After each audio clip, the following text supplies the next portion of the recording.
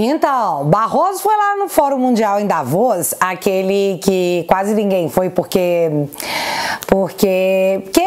a agenda tá meio queimada, né? Mas Barroso tava lá para esclarecer um negócio muito sério pra galera. Barroso diz que a atuação do STF tem repercussão política, mas age sem partidarismo. Ou seja, o que nós fazemos tem sim repercussão política, mas nós, magnânimos, não temos essa atuação política partidária, não. E agora que o Barroso explicou isso, eu não sei o que a gente vai fazer com esse vídeo aqui. Conquistamos, nós derrotamos a censura, nós derrotamos a tortura, nós derrotamos o Bolsonaro. E se você não concordar com a explicação do magnânimo de que a corte é apartidária, eu só tenho uma coisa pra te dizer. Perdeu, mané, numa mola. E aí, meus amigos, bom ou não? Ou tem uns negócios que acontecem que arrepia os cabelinhos tudo. Como é que pode, né? A sensação que eu tenho é que eles pegam esse durex e diz que na verdade isso não é um durex, é uma fita métrica. E aí, como foi alguém cheio de poder dizendo que o durex é fita métrica, a mídia repercute sem sequer questionar que, isso aqui é durex. É uma realidade sendo reescrita bem na nossa cara. Mas esse não será o foco do vídeo de hoje, porque hoje eu quis falar sobre algo que é bem óbvio. Repara tudo o que está acontecendo, olha tudo, veja toda a repercussão. A pergunta inevitável que surge é: e se fosse o Bolsonaro? Então eu cansei de me questionar isso sozinha e nesse vídeo eu vim trazer fatos. Fatos que não mudam só porque te desagrada, caro amigo que fez o L. Vamos colocar isso numa sequência que é impossível no final do vídeo você não chegar a uma conclusão que eu vou querer saber. Estamos combinados? Então bora lá!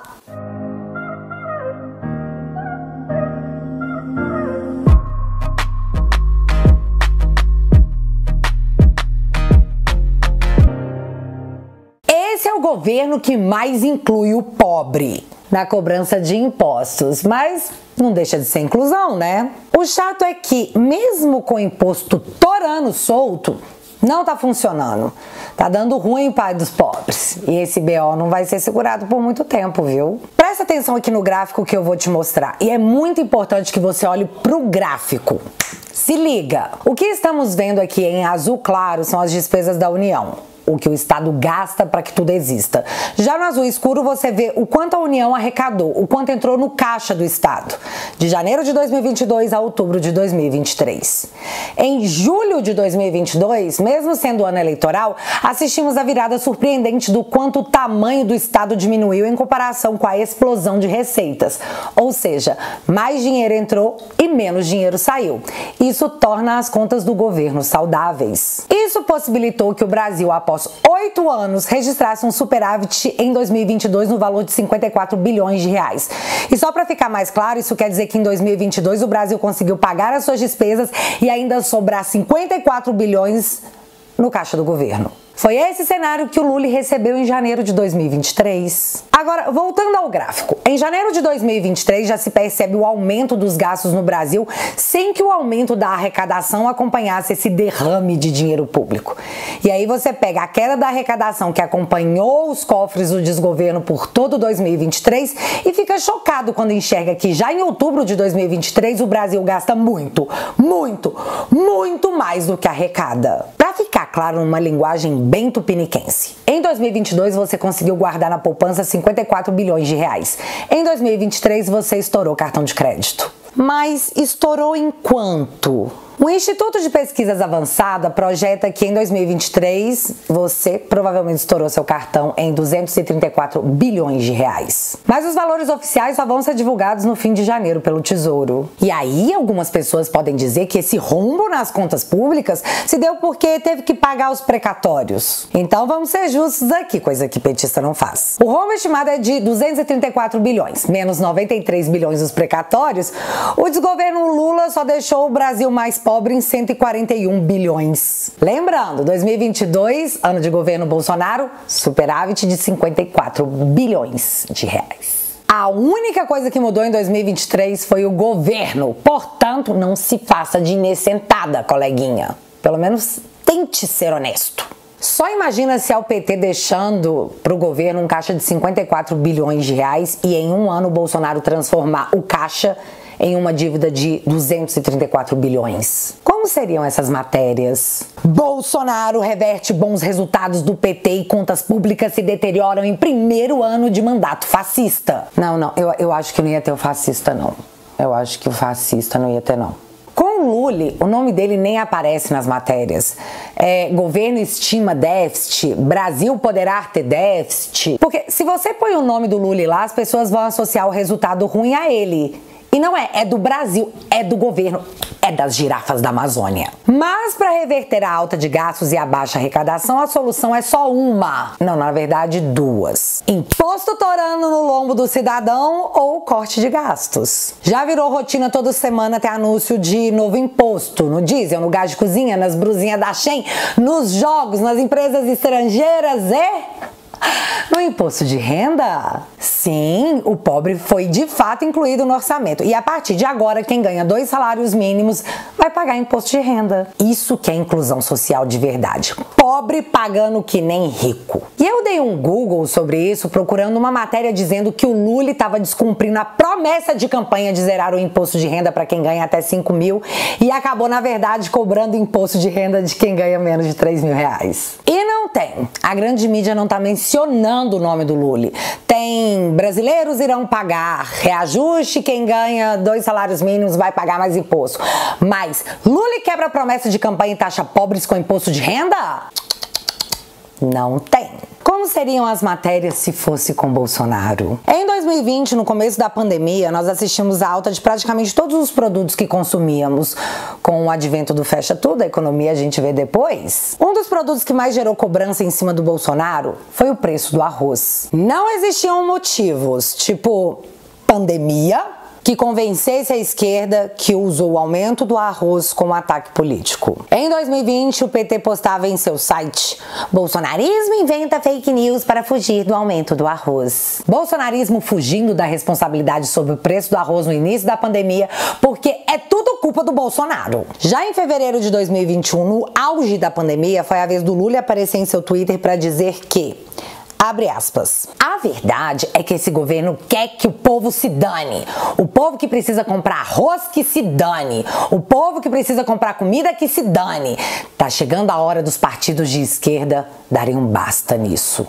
Fecha aspas. Só que chegamos em 23, 24 com o recorde do preço no arroz. Sem pandemia. O Globo fez um questionamento. Por que o preço do arroz não para de subir? Cotação bate recorde no Brasil e no exterior. E aí, quando a galera foi responsabilizar o Lula pelo aumento recorde não só do arroz, como também do gás de cozinha, o Estadão já aparece para dizer que aumento do gás e do arroz mostrado em vídeo não tem relação com o governo Lula. Ficou claro para você que tá chocado com o preço do gás e do arroz? A culpa não é do Lula. O Estadão que disse. Eu procurei uma matéria das agências de checagem para dizer que na época o aumento do arroz na pandemia não era culpa do Bolsonaro, mas eu não encontrei.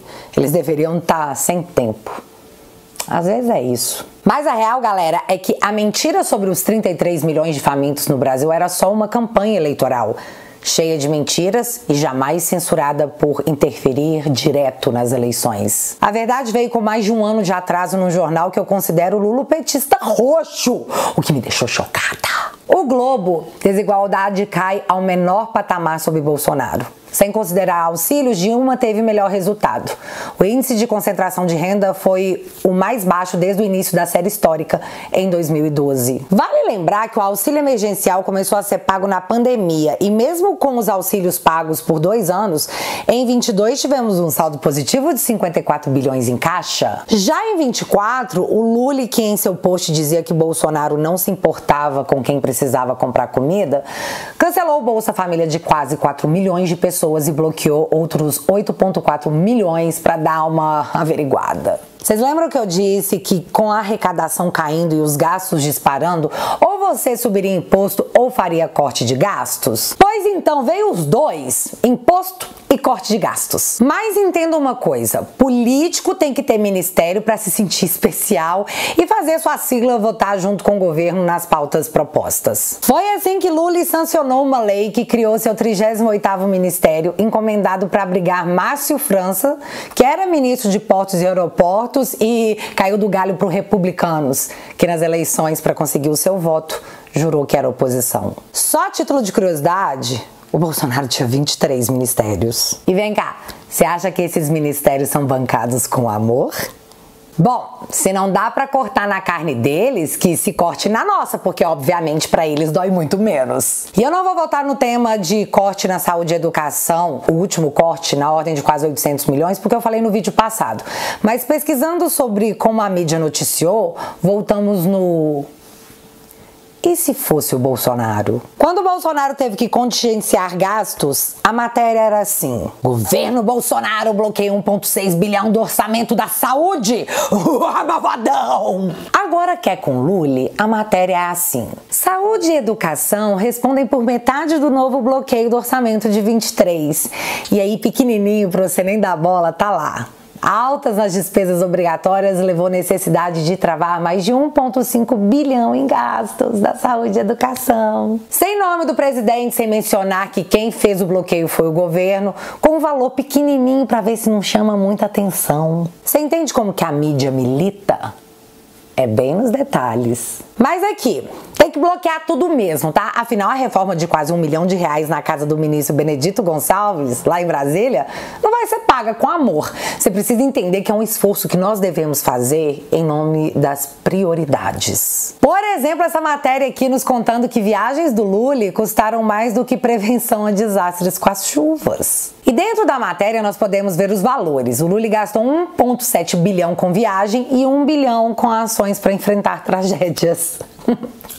Prioridades. Agora, só pensa se é no governo Bolsonaro.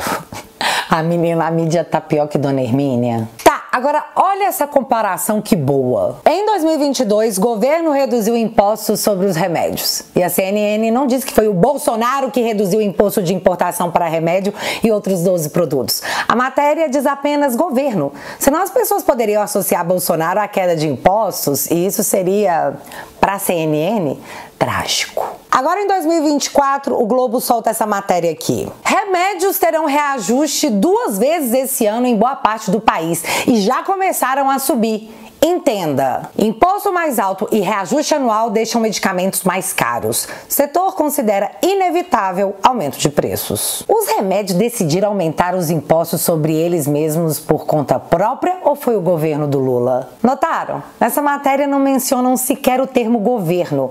Então a gente lê e pensa que os remédios aumentaram porque a vida quis assim. Era o destino.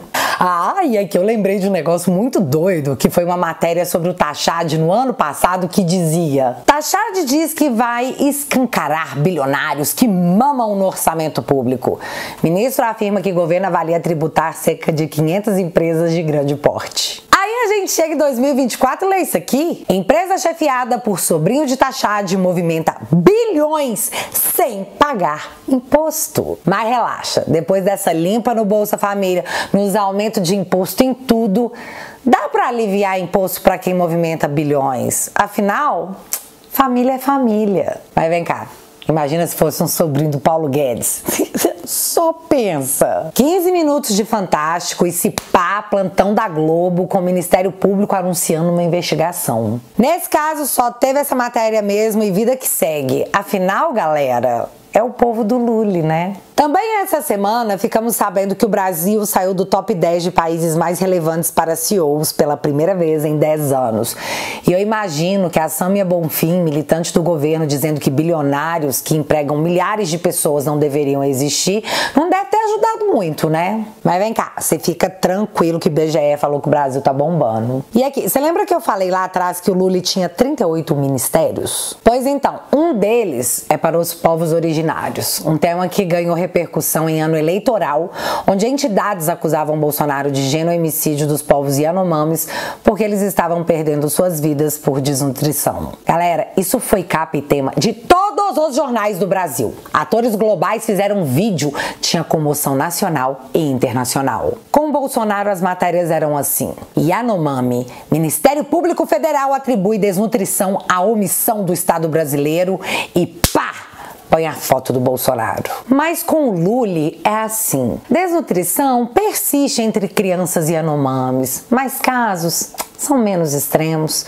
Em um ano de emergência no território, principal destino de casos graves segue recebendo indígenas com doenças associadas à fome. Duas versões e a verdade. Lula 3. Relatório revela aumento de 50% no número de mortes de Yanomamis em 2023. A Folha diz que após um ano e com classificação de Lula como situação desumana, hospital improvisado para Yanomamis segue lotado. Um ministério, um ano, não deu para fazer absolutamente nada. Foi apenas mais um povo usado em campanha eleitoral com o apoio da mídia e da classe artística. E enquanto tudo isso acontece, a ministra dos povos originários vai desfilar em escola de samba. Já o presidente da Associação Yanomami estava, no final do ano passado, apreciando a neve na França, após contar para o mundo que eles começaram a sofrer no Brasil há 8 anos atrás.